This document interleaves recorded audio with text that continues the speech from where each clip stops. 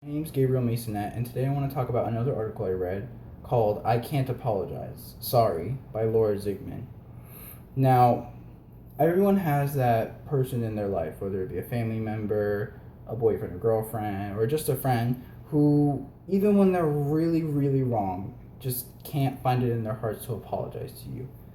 Now, the purpose of this article is to talk about why that may be. Why it is that some people have such an issue with really apologizing sincerely. And the author really tries to convey the fact that it's not really all their fault. Some people just have experiences in their life where they've been forced to apologize for something that they really didn't feel they needed to apologize about. And that in turn makes them kind of uneasy when it comes to apologizing. Now, in terms of the class, this applies because it's basically a case of extinction where the person's behavior of just the basic behavior of apologizing, just the apology itself, becomes slowly more and more extinct as the person gets older because of the way they were forced to do it a lot when they were a child. So in terms of the class relation, that it's really just a case of extinction.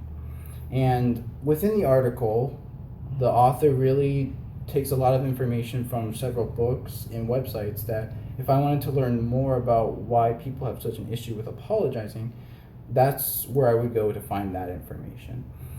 And finally, what I learned from the article is that it's not usually all that person's fault as to why they can't apologize.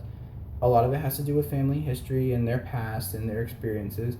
And I also learned of ways that these people can kind of become more comfortable with sincerely apologizing for something they've done. And one of the tactics that a lot of people tend to use is like first apologizing to like your pet if you accidentally like step on their tail or something.